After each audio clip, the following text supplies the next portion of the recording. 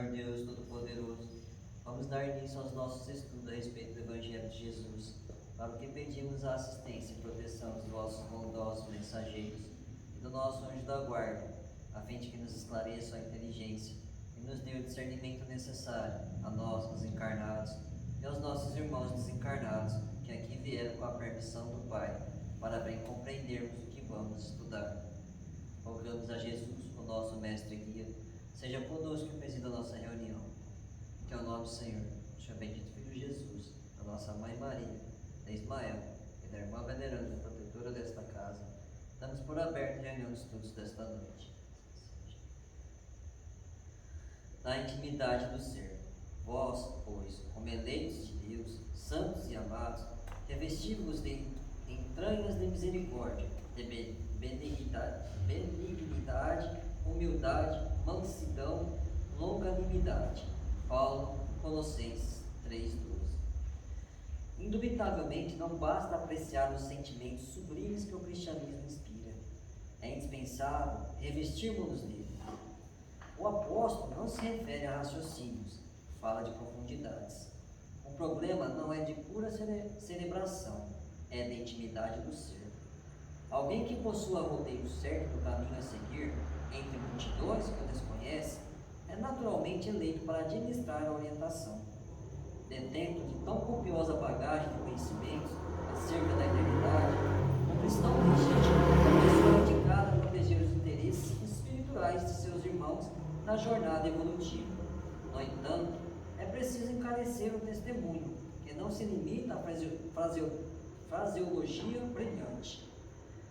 Imprescindível é que estejamos revestidos de entranhas de misericórdia, para enfrentarmos com êxito os perigos crescentes do caminho. O mal, para ceder terreno, compreende apenas a linguagem do verdadeiro bem. O orgulho, a fim de renunciar aos seus propósitos infelizes, não entende senão a humildade. Sem espírito fraternal, é impossível quebrar o escuro estilete do egoísmo. É necessário dilatar sempre as reservas do sentimento superior, de modo a avançarmos vitoriosamente na senda da ascensão. Os espiritistas sinceros encontrarão luminoso estímulo nas palavras de Paulo. Alguns companheiros, por certo, observarão em nossa lembrança mero problema de fé religiosa, segundo o seu modo de entender. Todavia, entre fazer psiquismo por alguns dias e solucionar questões para a vida eterna, há sempre considerável diferença.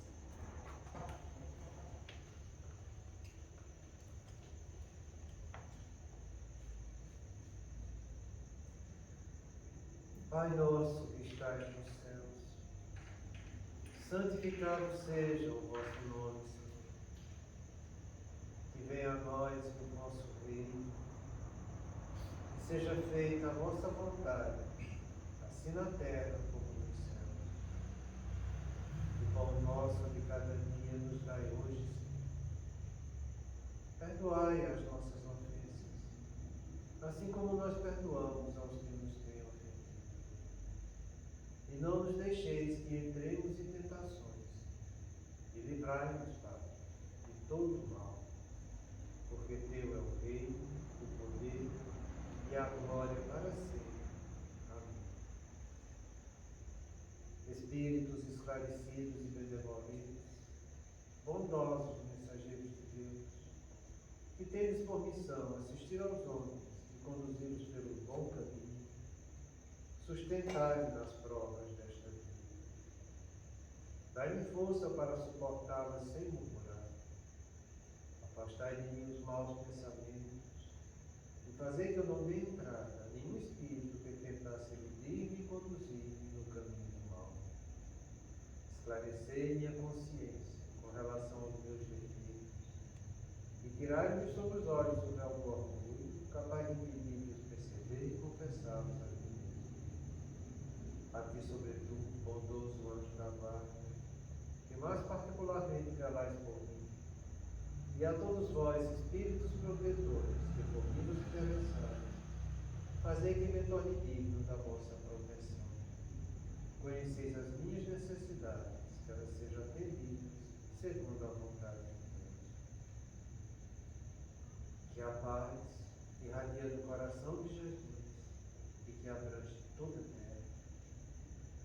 ser assimilada por todos os corações aqui presentes, tanto encarnados quanto os desencarnados, para que de posse dessa paz possamos compreender as leis que regem o mundo espiritual e que a sabedoria praticada em nossa vida diária.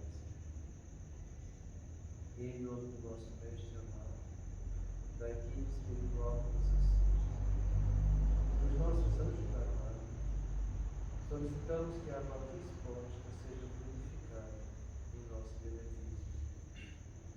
Que assim seja. Damos graças a Deus.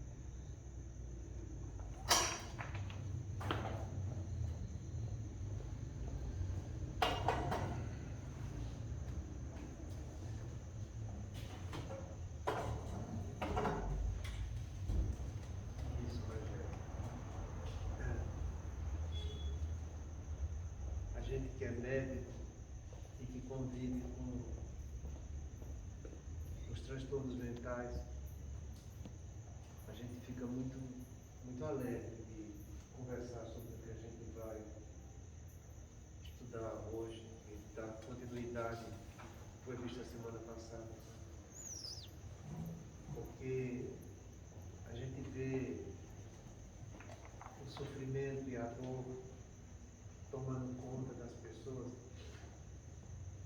E muitas vezes a gente deseja levar para elas um conhecimento mais aprofundado do que acontece. E a gente vê a dificuldade que eles têm para compreender isso. E quando você vê essa dificuldade crescente, é porque a pessoa tem ideias já cristalizadas. E essas ideias que foram cristalizadas, que dificultam tanto elas a ter um entendimento disso, vem de uma doença chamada de obsessão. Então, a gente fica muito condoído por ver as pessoas ganharem espaço dentro da doença obsessiva, com tudo aquilo que Deus já nos deu para que a gente evitasse isso, e as pessoas ainda não despertaram para a importância da coisa. Falo para vocês que, em média, são 400 milhões de pessoas que têm transtorno depressivo. Tem um transtorno depressivo importante e documentado, está da Organização Mundial de Saúde. A respeito do transtorno de ansiedade, você coloca mais 10% em cima disso e você tem os transtornos de ansiedade.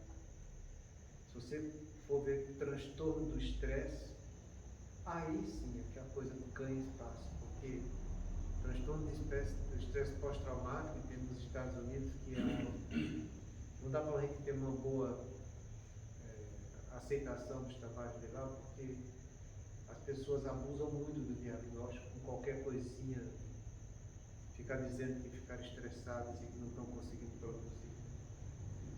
Então, tem uma margem de oscilação muito grande lá de pessoas de espécie pós-traumática, que vai dos 85% até uns 35%, dependendo da região.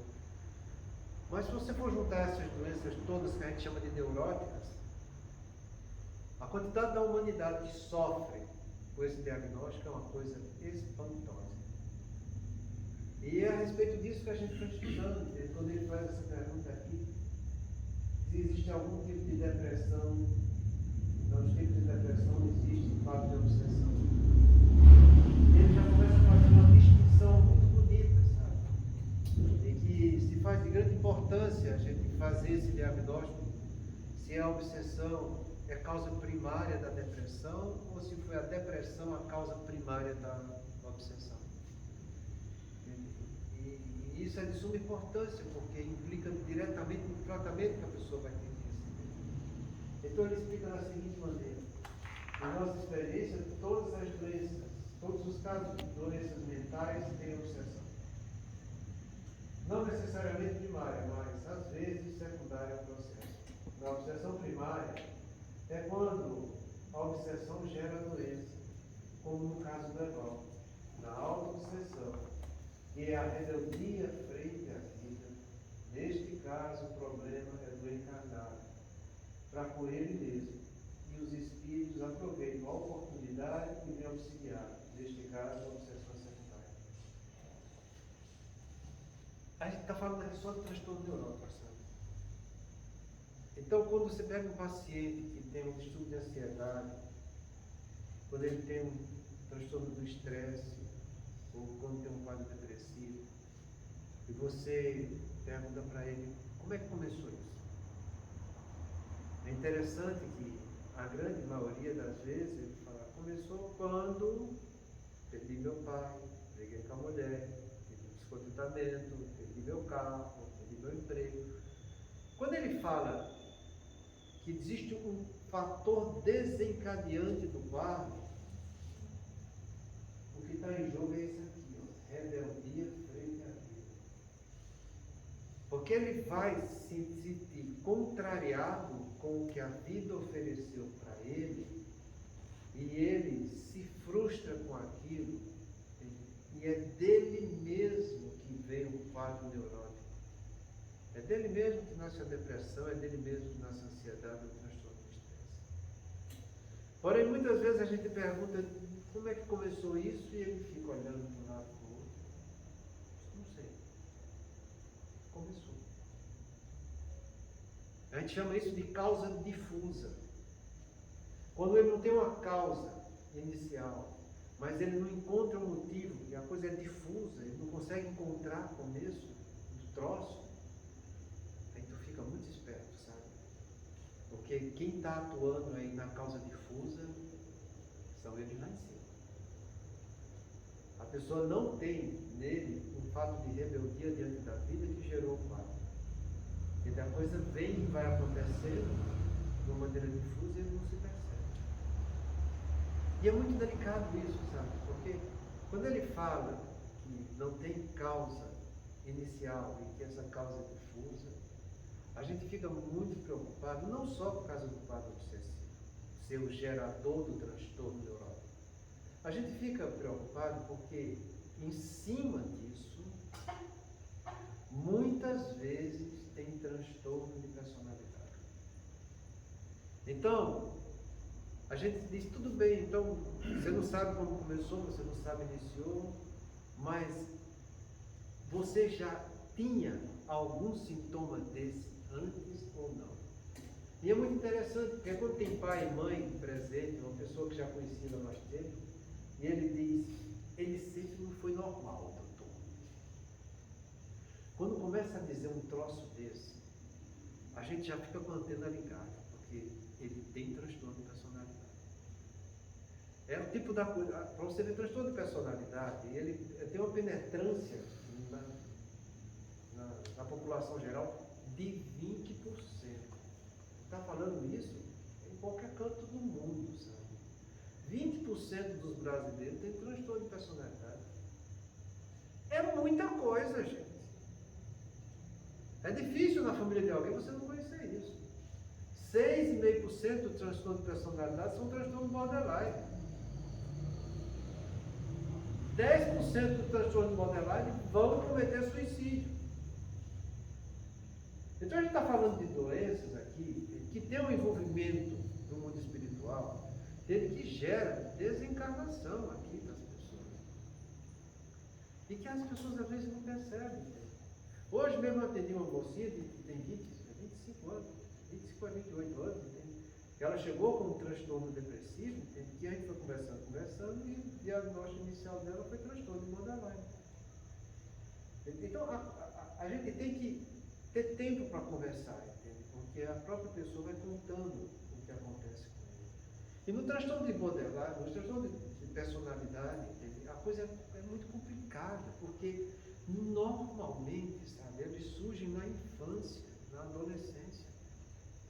E se você for ver, entendeu? A pessoa tem aquele desenvolvimento normal, infantil, e aos poucos vão surgindo sintomas que você vai ficar estarrecido quando você vê os sintomas que surgem todos, impressionante, todos, do que a gente está estudando de obsessão sutil. É assustador a coisa. Então, na fase de estruturação da personalidade, que acontece até você ter seus 21, 23 anos, que é quando você tem consolidação do seu livre-arbítrio, nessa fase, existe uma janela que geralmente vem da puberdade, e a gente já estudou isso aqui, entende? Em que ocorre algo que a pessoa começa a ter uma diferença de comportamento. Não é comum as pessoas dizer que adolescente é um pouco rebelde. A gente sabe que existe isso, entende? A gente sabe que isso acontece. Não é porque está surgindo só os caracteres sexuais secundários, entende? É porque muitas lembranças de vidas passadas vêm junto com esses caracteres sexuais secundários. E são essas lembranças que fazem ele lembrar o modo que ele era. E ele traz isso para a vida presente. É aí que começa a vir se estruturar os transtornos de personalidade. Ele começa nos reflexos que a pessoa tem de vidas passadas, que ele quer acordar na vida presente. Isso gera um trauma, e quando gera esse trauma, ele atrai uma camada de espíritos que acompanhavam ele, junto com essas lembranças que ele vai evocando para junto dele, entende? E a estruturação da personalidade fica comprometida. Por isso que a gente chama de transtorno da personalidade. E o que é interessante, para a gente que é espírita, é que esses transtornos de personalidade só tem um tratamento curativo. Não tem dois. É só um. É a psicoterapia. E de todas as psicoterapias que existem, a mais efetiva que a gente vai ter para os transtornos de personalidade, querendo ou não, vai ser a transpessoal. Porque ela vai englobar o ser como um todo. Ele traz lembranças da personalidade anterior para ser revividas hoje, junto com a influência externa que vem junto. Então, quando você consegue fazer uma terapia dentro de uma casa espírita, levando esse conhecimento que a doutrina espírita tem, e a pessoa começa a mergulhar nisso, entende? Ela tem armas que nenhuma outra terapia tem. Nenhuma outra terapia tem. Então a gente fica muito contente quando a gente vê isso, sabe? Porque a gente fala dessas coisas, entende? E que as pessoas precisam acordar para isso, principalmente antes de ter as ideias cristalizadas. E isso acontece, entende? Na fase inicial da vida delas. Para você ter uma noção, o que é uma ideia cristalizada, os transtornos de borderline, a gente gosta muito de falar de borderline porque é uma coisa muito gritante, sabe? Porque o borderline ele está um pé entre a neurose e a psicose. Ele está pulando. Uma hora ele descompensa, entra na irrealidade, outra hora ele compensa e entra sendo uma pessoa mais volúvel, inconsistente, entende? E às vezes uma pessoa incoerente. São esses três níveis que a pessoa, o transtorno de personalidade oscila, sabe? Ele vai da inconsistência, porque ele é flutuante, sabe? Ele não tem firmeza de personalidade. A personalidade dele é doentia. Então, uma hora ele está muito alegre, está muito triste, outra hora está indiferente. Então, ele tem essa inconsistência. No grau mediano, ele tem incoerência. Se você for tentar argumentar com lógica para ele não consegue entender a lógica que você está dando para ele. Ele simplesmente não consegue assimilar a lógica. E numa fase mais grave, ele parte para a irrealidade, quando ele entra no quadro psicótico. Então eles oscilam muito, entende? Tem pessoas que tem, a maioria delas tem transtorno de borderline aí, que a pessoa nunca vai entrar num grau de psicose ou de irrealidade. Ele fica só na inconsistência da incoerência, sabe? Então, quando a gente vê isso acontecendo, a gente fica muito assim, feliz de poder falar isso na casa espírita, e não só para os espíritas encarnados, mas também para os desencarnados. Porque a grande maioria das pessoas que têm transtorno de personalidade, elas sofrem aqui na Terra e não tratam o transtorno de personalidade. Eles partem para o mundo espiritual sofrendo com o seu transtorno de personalidade.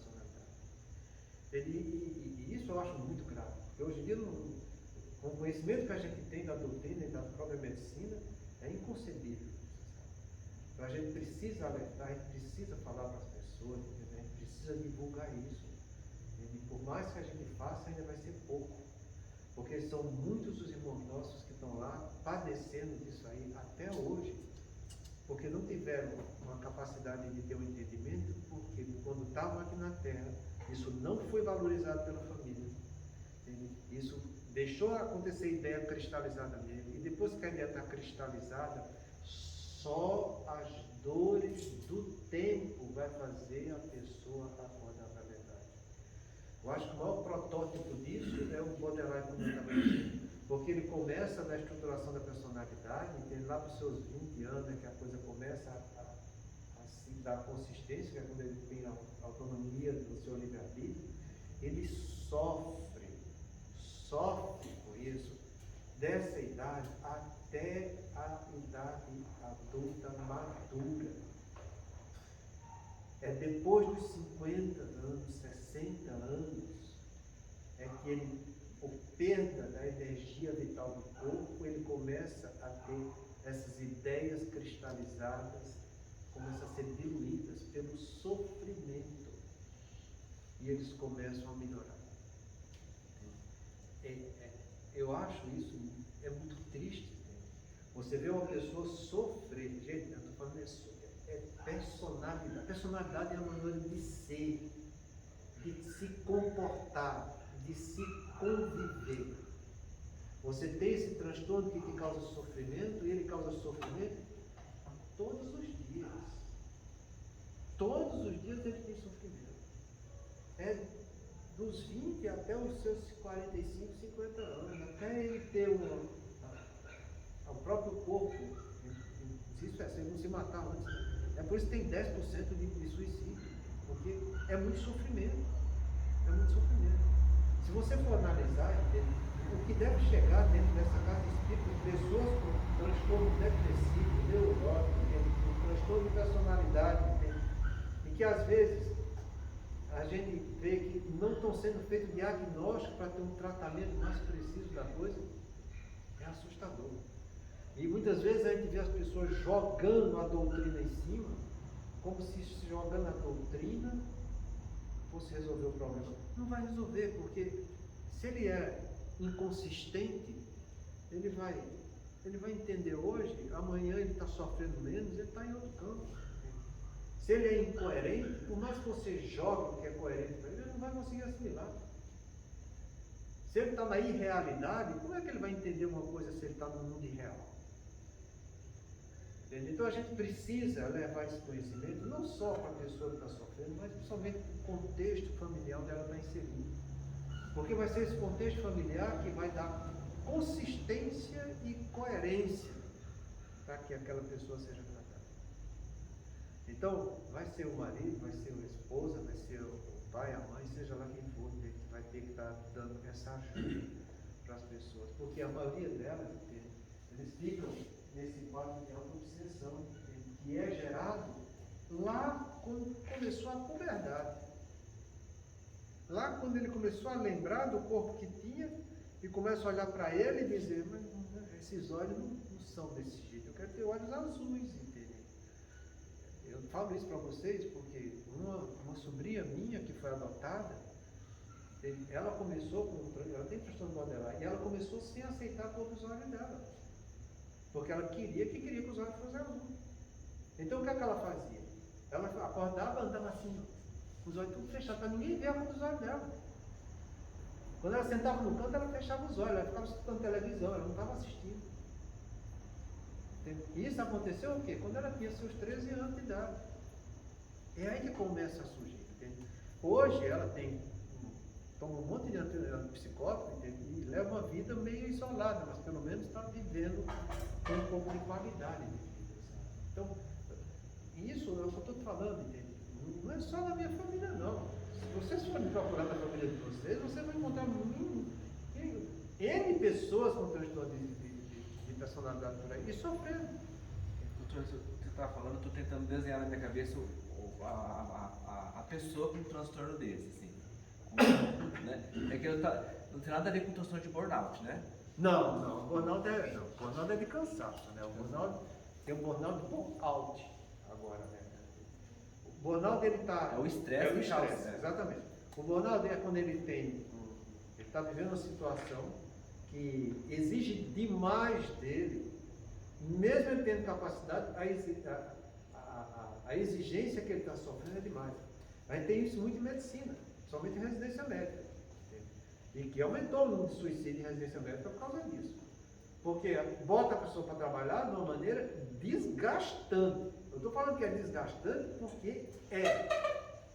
Eu vou falar para vocês só como. Eu teve um fim de semana na minha residência de verão que eu conto e ninguém acredita. Foram 18 cirurgias que a gente fez, da sexta-feira à noite até o domingo à noite. Fora as arteriografias. Os tempos que a gente teve para cochilar, eu dormi um pouco em cima de uma cama lá no centro cirúrgico. Porque não dava tempo. Então, é uma coisa extremamente desgastante.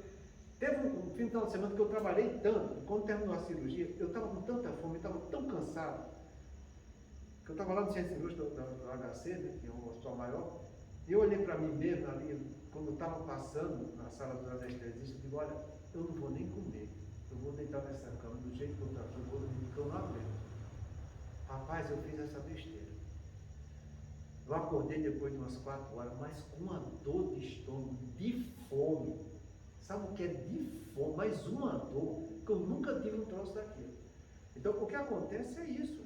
É você ser exigido além do que as condições físicas que você tem. Não é que você está sendo incapaz diante do conflito, não. É que o ambiente social onde você está inserido está exigindo demais de você. Entende? Então a gente tem isso demais, né, na classe médica. Entende? E é uma coisa que a gente sabe que existe, entende? Causa transtornos mentais, porque é um transtorno neurótico. Entende? Então, e tem quando você é subestimado, porque aí você está sendo superestimado. Agora, quando você está subestimado, é uma das causas hoje também que leva ao suicídio. A pessoa tem uma competência boa para fazer as coisas, mas ele não é valorizado. Ele é desprezado. Então a pessoa se sente subestimada. É o oposto do normal. Então, são todos transtornos do estresse. O estresse fisiológico é quando você está engajado diante do conflito. Aí a coisa é boa. Isso é quando a gente fala transtorno neurótico, que tem ansiedade, estresse e depressão, é isso aí que a gente está falando. Então, isso não tem nada a ver com transtorno de personalidade. O transtorno de personalidade é o jeito da maneira assim. É difícil, às vezes, a gente dar diagnóstico de transtorno de personalidade. Porque você fica, se a pessoa é muito narcisa, se a pessoa é antissocial, se é um... Tanto é que, hoje em dia, pela classificação atual que vai sair agora no CID-11, esses transtornos de personalidade eles vão ser classificados do ponto de vista que a gente chama de dimensional. Porque as outras áreas da medicina, a gente faz diagnóstico categorial. Se você tem uma enxaqueca, você vai ter uma enxaqueca. Não é porque você tem uma enxaqueca, você vai ter um tumor. Não tem nada a ver. O tumor é tumor, enxaqueca é enxaqueca. Você tem uma apendicite, é uma apendicite. Aquela apendicite não vai virar outra doença. Mas no transtorno psiquiátrico, não. Ele começa com uma e vai virando para outra. E dependendo da fase de vida, ele entra num transtorno de personalidade, depois ele entra num quadro neurótico, ele depois pode entrar no psicótico, ele pode voltar para o transtorno de personalidade. Então, dependendo da dimensão da doença, ela tem um comportamento diferente na pessoa. As pessoas não... o que eu acho interessante é que as pessoas eles são tão metódicas que eles querem um diagnóstico. Ah, doutor, mas falaram que era só uma depressão que eu tinha, não era um transtorno de personalidade. Não. Naquele momento, o que você tinha era um quadro depressivo pela situação de vida que você estava tendo. Você tratou a depressão, melhorou, mas ainda ficou com o transtorno de personalidade. Entende? Se você passar por uma situação mais estressante, você pode entrar direto no quadro psicótico. Então, às vezes, psiquiatras, que são doenças mentais, entende? Elas têm esse caráter dimensional. Entende? Então, quando a gente vê o Kardec, o tal nome da revista espírita, Revista de Assuntos Psicológicos, quando a gente fala de transtornos mentais, é a mesma coisa, gente. Psicologia é o estudo da alma, é o estudo da mente. Transtorno mental é o transtorno daquela mente, daquele espírito que está passando por situações aqui. Então não pense que quando a gente está falando de transtornos mentais, a gente está fugindo da doutrina espírita. Não, eu estou dentro da doutrina espírita. E os espíritas precisam entender isso. Entende? Por quê? Porque a casa espírita está sendo repleta de pessoas necessitadas, padecendo disso, entende? E que eu não sei se a gente está levando o recado que a doutrina deveria levar. Entendeu? Eu acho que a gente tem que se questionar disso aí. Será que a gente está levando isso? Porque presta bem atenção. Se você tem um paciente que tem, por exemplo, vamos dizer, um transtorno neurótico que causa, se a obsessão é primária, entende? Se a obsessão é primária é porque foi o agente obsessivo que lhe ajudou a desencadear a doença mental da pessoa. Então, o que é que você tem diante de você? Você tem um espírito sofrido do lado de lá, e muito sofrido, que está querendo fazer algo por conta própria, em virtude do seu sofrimento e de sua rebeldia. E que encontrou alguém aqui na Terra que tem relação com ele e que ele está se apoderando daquela pessoa para fazer com que a sua vontade seja priorizada. Então você tem um ser desencarnado que está sofrendo a ser tratado. E você tem um encarnado que tem o espírito dele sofrido com um corpo também sofrido que deve ser tratado. Então, aquele encarnado, ele tem que ser tratado em dois contextos. O espírito que é doente, que aceitou o desencarnado, e o corpo dele, com o cérebro dele, está comprometido. Então, não pensa você que você tratando na obsessão primária o agente desencarnado, aquele encarnado vai estar saudável, porque ele não vai estar. Ele precisa muito mais de tratamento do que aquele que está desencarnado, porque ele tem duas instâncias doentes a ser tratado: o espírito e o corpo. Enquanto o desencarnado só tem o espírito dele para ser tratado. Então, será que a gente passa essa noção de saúde e de doença para as pessoas que nos procuram? Porque é muito fácil, entende? Você dizer, não, você procura um médico que se trata. Não, não é assim, procura um médico que se trata, entende? Se fosse só o médico para tratar, se o médico dar um remédio, estava sarado. Mas não, tem a parte do espírito que precisa ser tratado, que é onde está a causa do transtorno mental dele. Então, com o espírito tratado, eu estou tratando a causa. Eu dando remédio, eu estou tratando o efeito. Então, aquele que está procurando ajuda, que acha que o problema dele é espiritual, e se tratar esse problema espiritual vai estar curado, está redondamente enganado.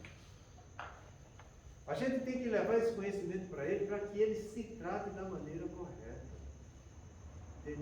E para tratar da maneira correta, para tratar a causa, ele tem que estar com o corpo, o cérebro equilibrado e com o espírito dele sendo instruído para que ele mude a maneira de pensar e de encarar a vida.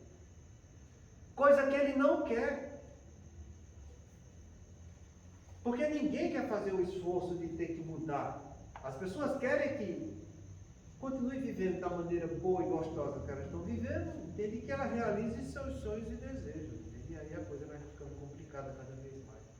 Então é como Kardec falou, não adianta eu espantar as moscas que estão na ferida, adianta eu tratar a ferida. Tratando a ferida, as moscas vão se afastar automaticamente. Então, a gente deve sim tratar nossos irmãos desencarnados, é dever nosso, a caridade nossa. Mas, acima de tudo, devemos nos dedicar para os encarnados, porque esse é que está no nosso contato visual do nosso dia a dia. Os desencarnados, a espiritualidade vai cuidar muito bem deles, isso aí eu tenho certeza. Mas nós estamos fazendo com que esse encarnado mude também sua maneira de viver, para que convide esse irmão desencarnado a mudar a sua maneira de ver a vida do jeito que ele está vivendo.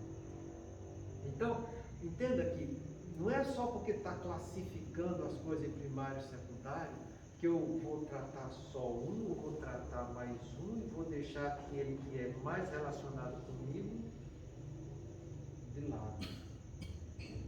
Então, isso é muito grave. Isso é muito grave.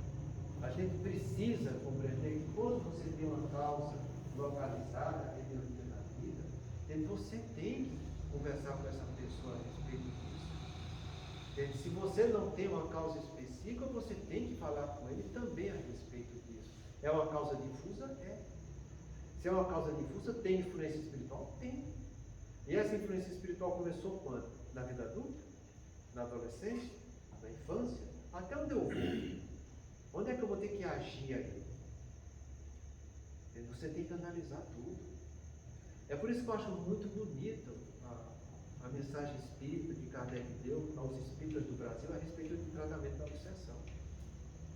Ele fala justamente isso, que a gente tem que analisar tudo a fundo. Ter essa visão bem ampla, para que a gente não vá interferir na lei de Deus.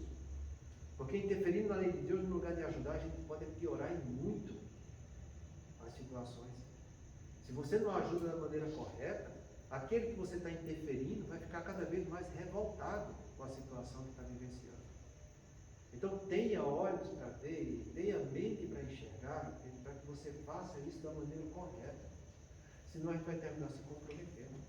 Porque a situação é tão delicada, porque é o que ele fala aqui é o seguinte, olha que interessante o que ele diz aqui. Vejamos, se as pessoas que estão com seu psiquismo normal são assediadas e entram em obsessão sutil de uma maneira tão bem elaborada como estamos estudando, imagine quando a pessoa já sofre de quadros depressivos, ansiosos ou de estresse, oferecendo a mente comprometida para ser explorada pelos espíritos inferiores. Imagine.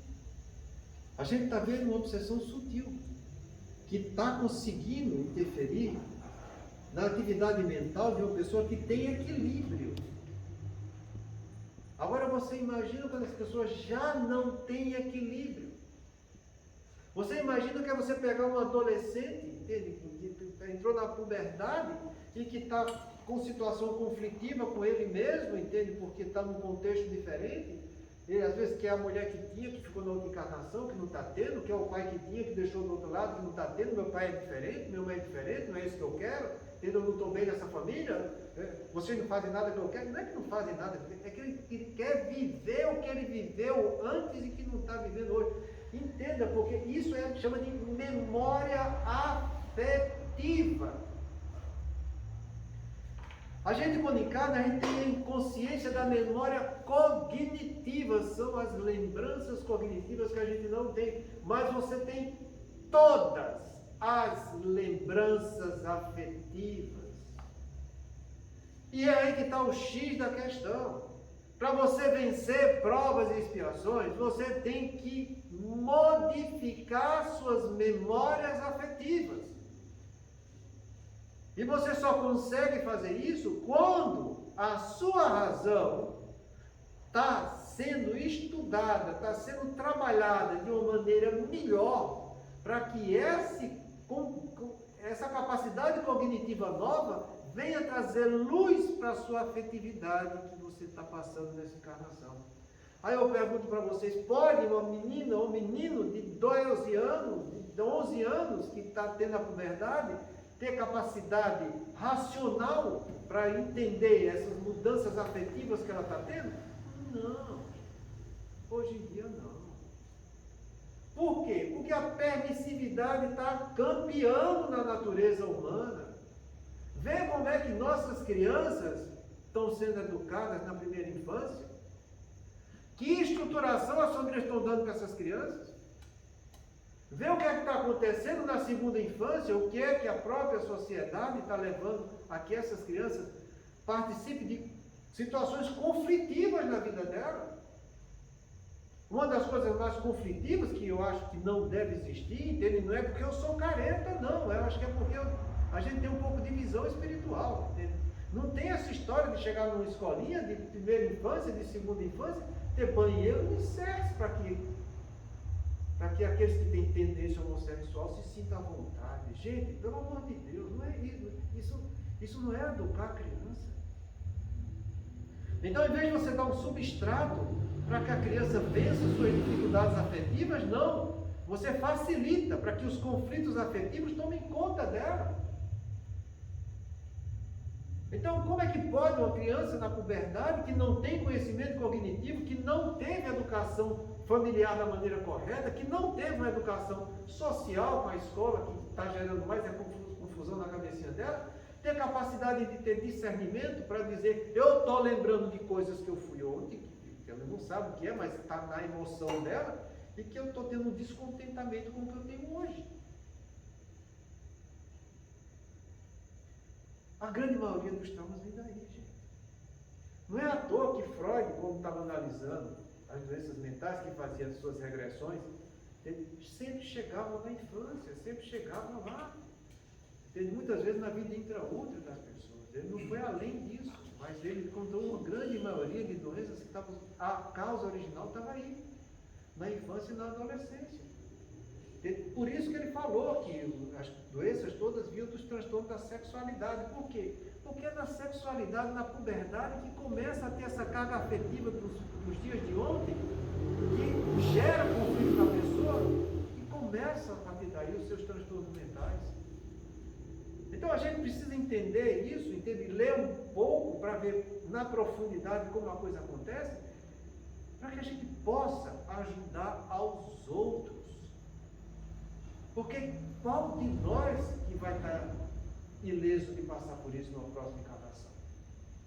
Eu não sei os conflitos afetivos que eu tive das encarnações passadas, porque eu estou pagando da última que eu fiz, a maioria de nós estamos aqui nessa situação.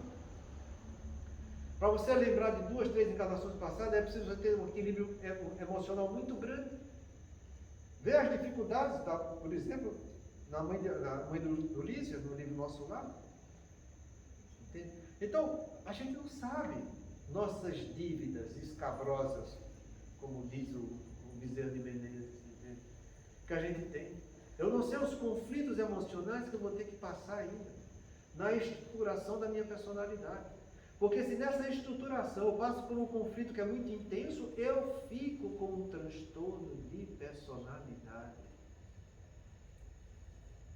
E depois que você tem um transtorno de personalidade, só as dores da vida com o passar do tempo e as pancadas que a vida vai te dar, que vai você desgastar essas ideias cristalizadas, que eu estou reassumindo hoje, daquilo que eu já fiz ontem, para que, desgastando essas ideias, eu possa sair do meu casulo mental e ter uma visão mais ampla para tomar uma conduta mais nova na minha vida. Então, entenda, se você que tem um psiquismo normal é manipulado através de uma obsessão sutil, como a gente está estudando, que é tão simples, mas de uma maneira tão complexa de agir, imagina a pessoa que já vive já desestruturada, depressiva, ansiosa ou estressada. Imagina essa pessoa quando ela está reencarnando, que ela já traz essa carga afetiva do ontem e que vai desabrochar junto na puberdade com a adolescência. Se ela não tiver uma estruturação boa, o que é que vai ser dela? Então que a gente leve essas informações para as pessoas e que a gente, como espírita que somos, pelo amor de Deus, vamos trabalhar para que o lar seja um ambiente mais íntegro, tanto do ponto de vista humano quanto do ponto de vista espiritual. Vamos valorizar a família e o lar, que a gente precisa disso, porque nós vamos ter outras encarnações. E se sabendo disso eu não der valor, lembra da parábola dos talentos? Lembra? Porque se você não for adiante para fazer o que deve ser feito com aquilo que você já conhece, na próxima encarnação, você vai passar pela carência daquilo. Então valorizemos isso. Vamos levar essa informação para os outros. Vamos fazer isso com nossa família, com nossos netos, com nossos filhos. Porque quanto mais você fizer isso, entende? Mais você vai estar ajudando no progresso da natureza humana. Gente. É aí que a gente começa a evitar os grandes conflitos. Não é só dando para os nossos filhos o que eles precisam do ponto de vista humano. É como Jesus falou, dai a César o que é de César, mas dai a Deus o que é de Deus. Se eu estou tão preocupado com César na minha vida humana, e eu tenho que trabalhar dobrado para dar mais prazer humano para o meu filho, para minha filha, e o lado espiritual, que é o mais importante. Porque o humano fica aqui. O que é que a gente está fazendo com isso? De que vai adiantar se você não dá um bom substrato para o seu filho, para que ele tenha em você um modelo educador da sua vida? Como você quer que seu filho, com puberdade, lá seus 11 anos, seus 12 anos, que vem com esses conflitos afetivos, ele vai chegar perto de você e dizer: eu estou passando por uma situação que eu não estou gostando do meu corpo? Ele não vai falar isso para você. Ele vai falar isso para a professora. Ele vai falar isso para o coleguinha. Entendeu? O coleguinha e a professora, que não estão nem aí para o lado espiritual dele, sabe Deus as instruções que vão dar. Ah, você está com essas dúvidas se é desse corpo que você gosta ou não? Vai experimentar. Para você fazer escolha. É isso que a gente quer. Então que a gente pare, pense e reflita muito bem nisso aqui, sabe? Porque isso está ao nosso alcance e é dever nosso. Na semana que vem a gente vai continuar. Mas temos muito a falar sobre isso.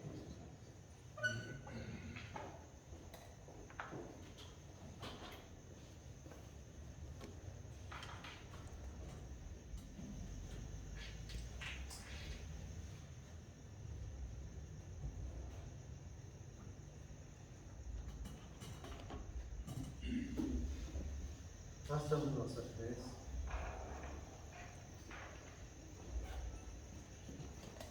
E mais uma vez, vamos pensar nos nossos irmãos que estão passando por situação tão trágica. Esse racionamento de energia para nós é ruim, que a gente não vai ter televisão. Lá na guerra, racionamento de energia não quer dizer morrer de frio. Oremos por eles.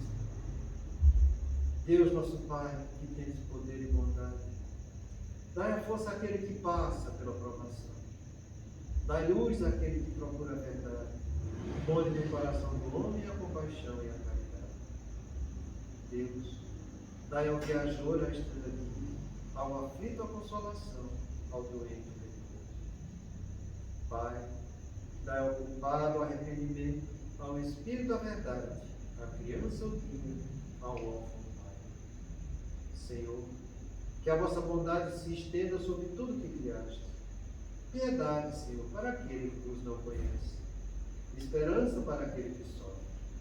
Que a vossa bondade permita aos Espíritos Consoladores derramarem por toda parte a paz, a esperança e a fé. Deus, um raio, uma faísca do vosso amor pode abrasar a terra. Deixai de beber nas fontes desta bondade fecunda e infinita, e todas as lágrimas secarão, todas as dores acalmar-se-ão, e um só coração, um só pensamento subirá até vós como um grito de reconhecimento e de amor. Como Moisés sobre a montanha, nós vos esperamos com os braços abertos, ó poder, ó bondade, ó beleza, ó perfeição, e queremos de algum modo alcançar a vossa misericórdia. Deus, dai-nos a força de ajudar o progresso a fim de subirmos até vós. Dai-nos a caridade pura, dai-nos a fé e a razão. Dai-nos a simplicidade para as nossas almas, o espelho de se refletirá a vossa imagem. O tempo não para. Se agora encontras o teu homem, não ouvides que tua ação de hoje será a luz ou a treva do teu amanhã. Vamos levar nosso pensamento a Deus. Nosso Pai, a Jesus, nosso Mestre, nosso cuidador, nossos amigos, nosso moderador. Possamos estar colocando esses ensinamentos na nossa vida diária, para o nosso progresso e a nossa evolução. Pai nosso que estais no céu, santificado seja o vosso nome, Senhor. Que venha a nós o vosso reino, que seja feita a vossa vontade, assim na terra como no céu. O pão nosso de cada dia nos dai hoje, Senhor. Perdoa, Pai, as nossas dívidas, assim como nós perdoamos aos nossos devedores. Não nos deixeis entregues às tentações, mas livrai-nos, Senhor,